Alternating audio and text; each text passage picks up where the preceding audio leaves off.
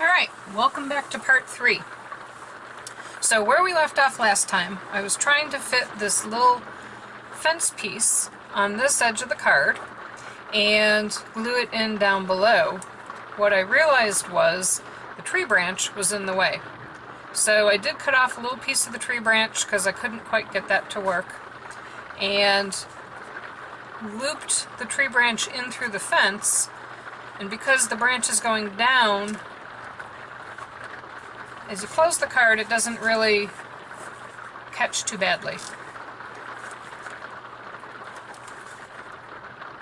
So I also did a little bit of extra trimming because there were a couple edges that seemed to be catching, and I added the bats back in and decided, even though it's black on black, to put a bat flying in front, and I thought that actually turned out pretty nice. So this card's coming together. Now the last parts that we have to do is decorate the panel here, as well as the outside and the belly band. So let's get started. So for the panel here, as it flaps open, I have this really cool saying. This is an Impression Obsession stamp that I got a couple years ago, D14480. If you are reading this, you must be unaware of what is creeping up behind you. And I cut out a piece of the dark gray cardstock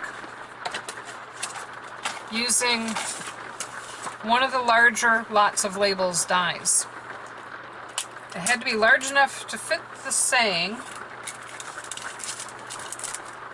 but not too large that it didn't fit on here. And so this third largest actually fit perfectly right in this opening. And I did that offline, and I have that all ready to go in my new Tim Holtz stamp platform. So let's set our card aside and pull that around. Now this is a rubber stamp, so I got the rubber stamp side facing up. And even with that side facing up, it does seem like there's still quite a bit of not quite deep enough. This is my first time using this. So I'm going to take some of the Stampin' Up! Cherry Cobbler ink, and after my very favorite fall color ink, I do have to say Cherry Cobbler, especially for Christmas stuff, is my next favorite color. And let's stamp this stamp up real good.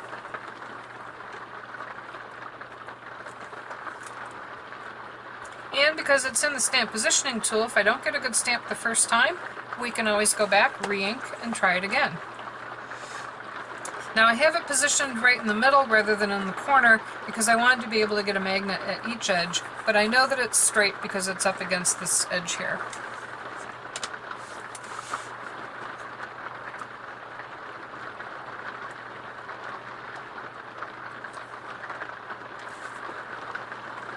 And that looks awesome. I'm going to set that aside to dry for a minute. We're going to clean the stamp off, but we're not going to put the ink away because we have another stamp to do. Alright, done with that. Done with our stamping. Now I am going to take some of that black ink and run it around the edges of these two gray pieces.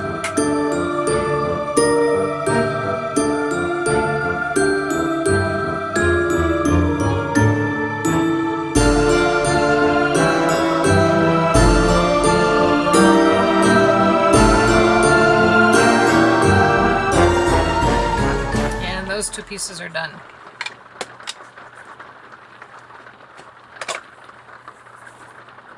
Now using the strip that was left over, this is an 11-inch long strip of paper that was left over from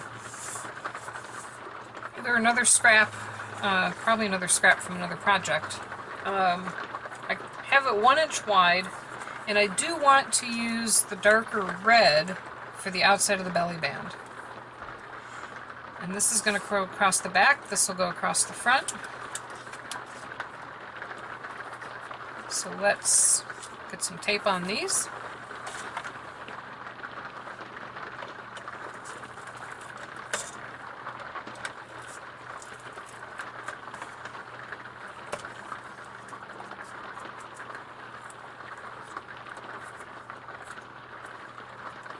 And we're going to make sure we get the edges on these.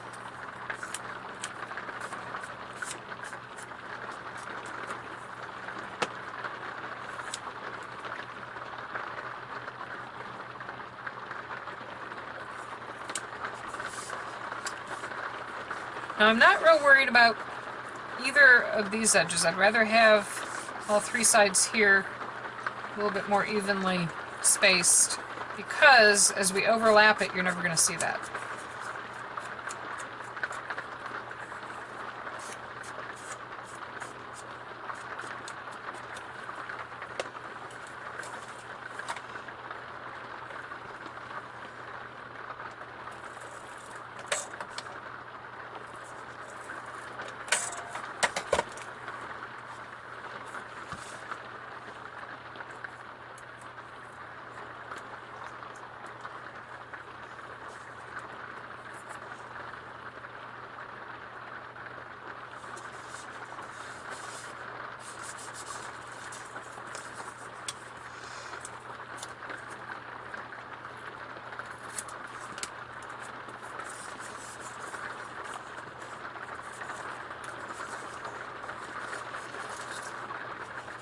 So I'm going to take this and back it with the black cardstock.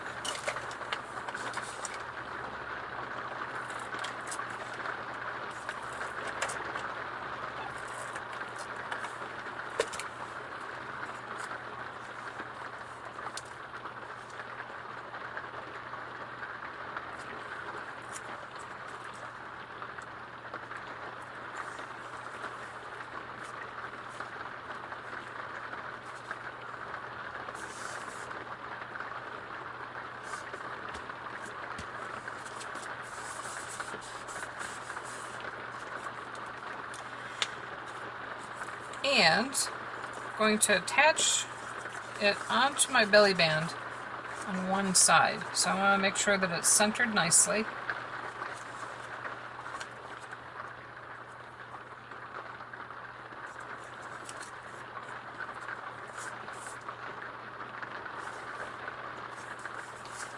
And square. And we'll just trace around this so we know where to put it back.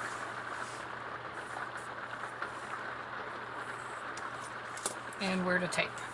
Now you do need to make sure that you line it up more in line with straight than the top edge.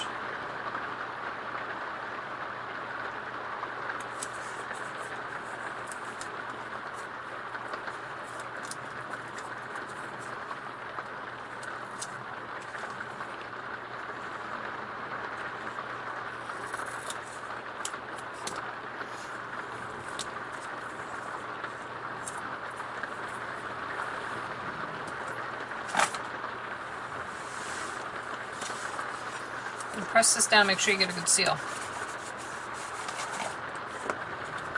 Now I do have a little edge here, I'll just peel that back as we go to put the edge on so it doesn't catch on anything.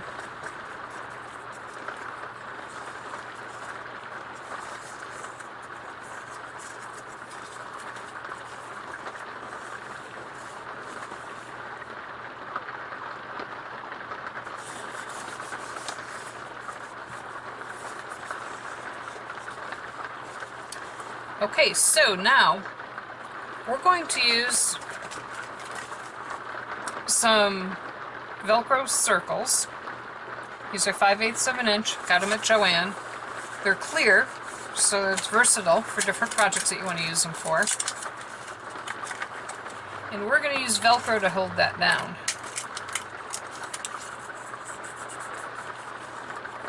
I'm going to put one piece of the Velcro on this side.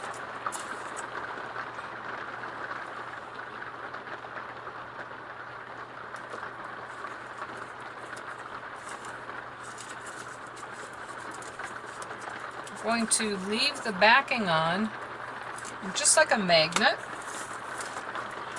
And put the other piece of Velcro right on top of it.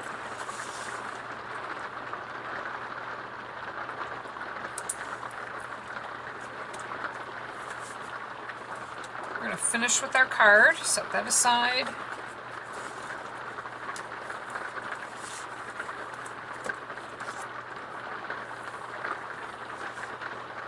I'm not going to use any kind of dimensional tape on this because I don't want it to be pressing on that. So we're just going to hold it down with just some tape runner.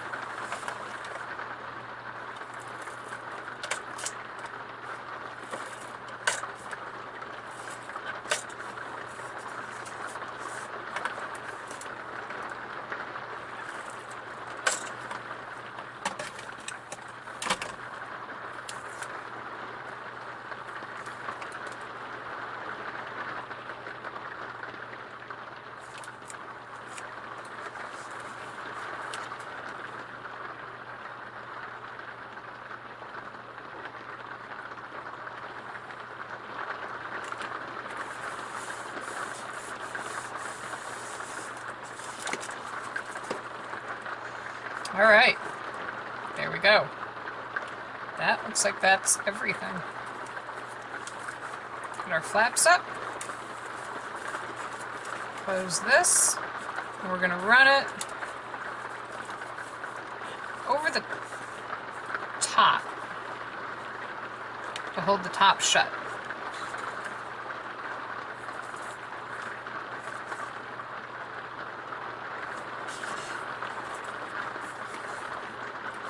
So here's where we had those tree pieces that were hanging out. And we're just going to cut that off.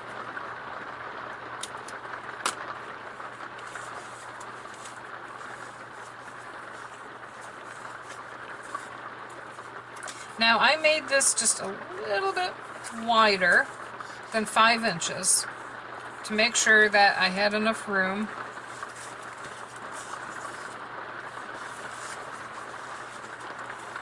for the excess that we were going to have inside the card.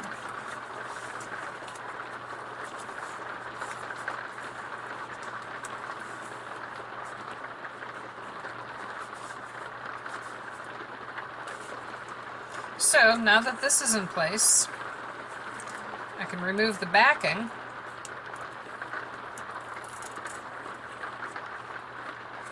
and hold this down so it's nice and firm.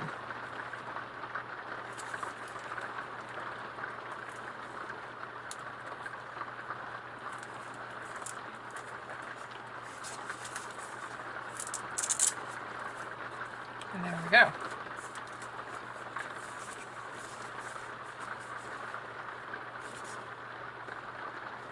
So for the back, remember we left this plain. I do have a leftover piece of this dark gray cardstock, and I'm actually going to put this on the back. Now this was 3 inches, so I'm going to do this at 2 3/4 by 6 3/4. And that way, if you wanted to write a sentiment on the back, you had something other than black cardstock, plus that helps support the back and make that a little bit more sturdy. So that was 6 3/4 inches.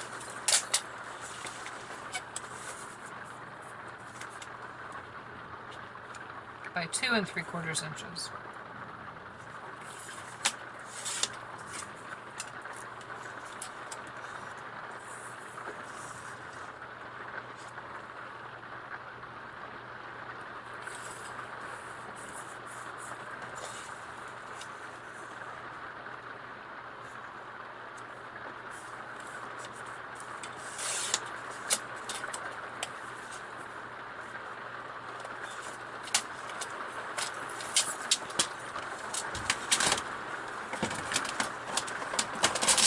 Now you can see this is where I was experimenting to see how I was going to do the stamping,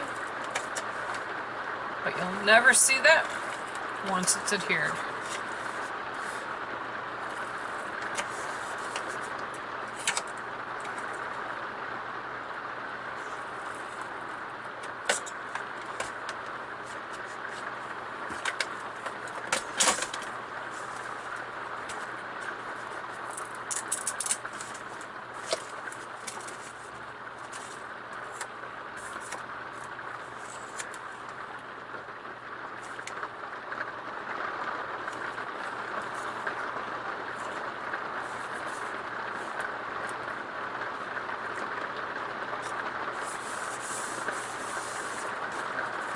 And that makes that just a little bit extra sturdy.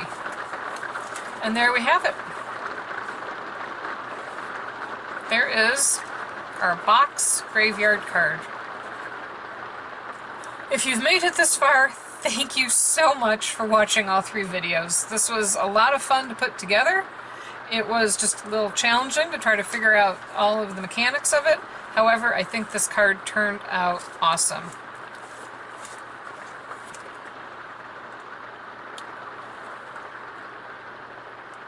Now it's awesome. Check back again, and we're going to continue on with our Halloween series for the next week or so. And thank you so much for watching today. Have a great day and happy Halloween.